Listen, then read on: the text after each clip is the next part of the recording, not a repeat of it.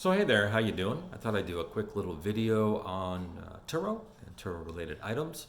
So again, I'm like a real amateur YouTuber as far as that's concerned. So we're working with like a good old fashioned camera phone dealie. So you don't expect spectacular audio or video editing because you're not going to get that, and you're getting the $5 selfie stick from Dollar Tree. So it kind of gives you an idea the level of expense we put towards this. But I just like to do basic raw information. I do a live session on the weekends related to Turo, and I'm in Canada, so it's always Turo Canadian related items. And we do just general little chit chats, and we kind of go from there. So we're getting the vehicle ready today to go out tomorrow on a Turo rental for about a week. And that seems to be kind of my market. The vehicle goes out between a week to 2 weeks on a fairly regular basis. I seem to cater to that clientele a little more than the daily rental. I'm in a bit of a rural environment. I'm outside of a major center, so we're in Atwood, Ontario. So again, I wanted to get an idea, could a single vehicle owner make any money on Turo? Is there a lot of hurdles to go through? What did it cost to get into?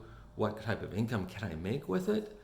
Is it more of a hobby? And it is a bit of a hobby, just so you're aware of that. Some of the insurance hurdles, we also talk a little bit about care and maintenance and service. And we do that all in the live session, which I try to do on a Saturday or a Sunday through the weekend, kind of as schedule permits. Every once in a while I'll do it on a Wednesday though, so you gotta watch for that. So today we're down to Listowel Car Wash, which is kind of a vintage car wash to a certain extent. It's a kind of a throwback. So there's no modern, digital automated car wash machine. It's literally a wand and you put some quarters in and we get it clean. So that's essentially what we're doing today. So it came back recently from a US road trip, went down for a 10-day run, came back. It had some hurdles attached to it related to brakes, so we had Meineke go over it. There's no issues there, which is great. I thought maybe the client had been running with the parking brake on for a little while. Turns out, yes, he was, but there was no damage done to it. Nice thing with Mitsubishi products, it has a lot of fail-safes built into it. So it's got a little ratchet system that kicks off kind of midway through. So yes, he did run with the parking brake, which is annoying. Again, when you're talking to folks when they're picking up your car, it doesn't matter how much you do as far as explanation is concerned.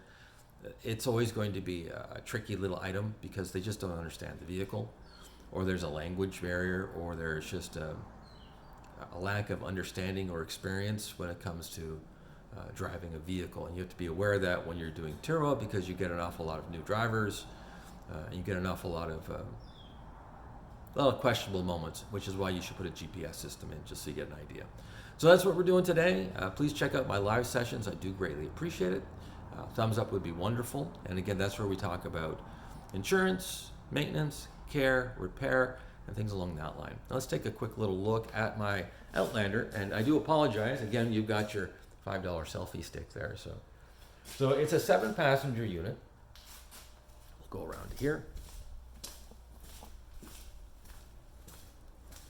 So we've got 7 passengers. So I've got a third row in the back, which seems to be spectacular.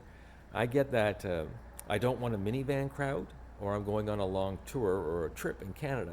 Seems to be the trend. I've had 3 or 4 trips to the States. I'm not horribly excited about US trips because I find, at least on the last trip, Turo doesn't really offer a lot of support when it comes to roadside assistance on the US side as a Canadian Turo host. So that's something to be aware of. You might want to point out to a guest, it's not a bad idea to pick up a CAA membership. They're pretty affordable.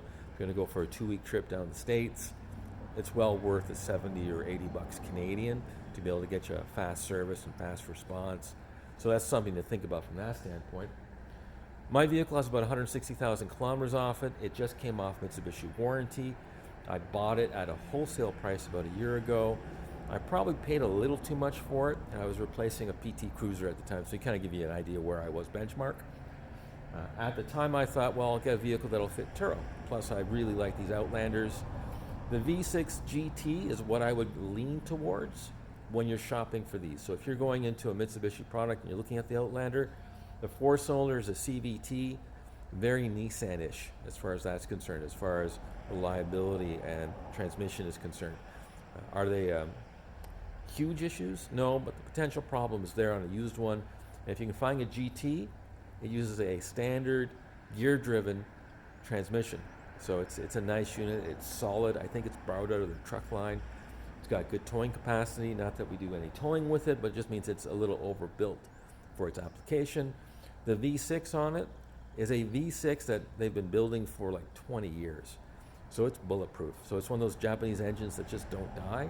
So if you're looking for something that's Toyota-like, Honda-like in the way of engine build, this really is on the V6 the route to go. It's not their world engine, so it's not in every single vehicle they make. I think it's in a Galant, and I think they put it in the old Eclipse convertible GT. So it's one of those things where they're hard to come by. Parts are a little bit difficult in Canada, but not impossible.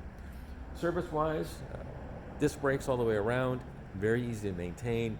I find the aftermarket on braking components to be very affordable. It's coming up to get a new rotors and pads all the way around on the next return. So right now they're at about 20%, so they're good. They pass safety, no problem from that concern. But I want to be able to do the pads and rotors on my own, not in the middle of winter.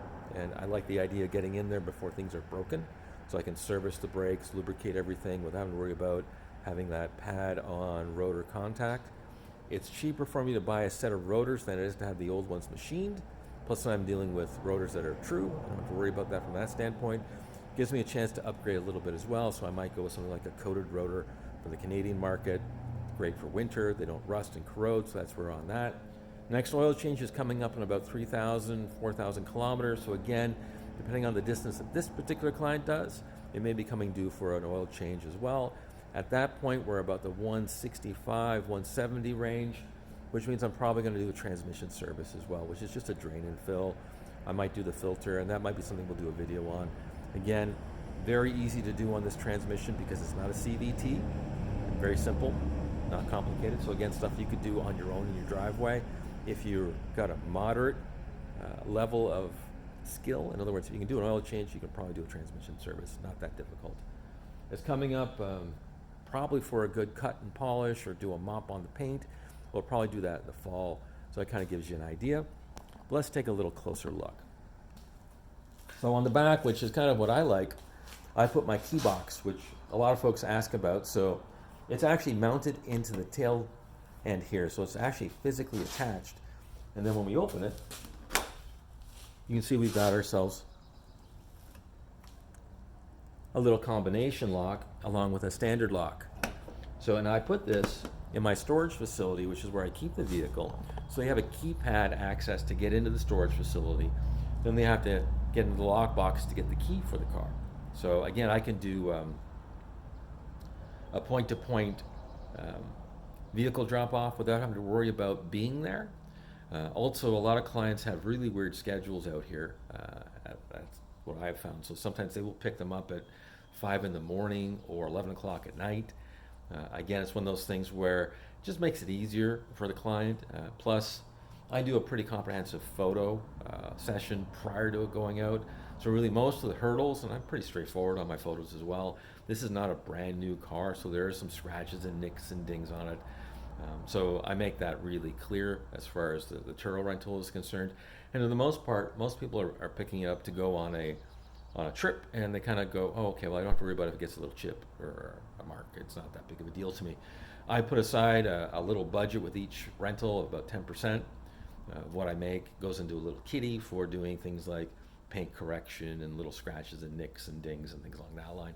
So it's one of those things where we talk about that in a live session, how to budget for a car. You probably should check that out. On the outside, I put a set of roof racks on. I've had 2 people use them so far, so it's one of those things where it's been handy. On the back seat, again, the GT through Mitsubishi being all-wheel drive is great for Canada. It does really well. But again, we've got lots of cargo space there. We've got gear in there because we're doing cleanup. The seats fold up in the back, so you get yourself seating for 2 kids. I wouldn't call it for adults unless you don't like them.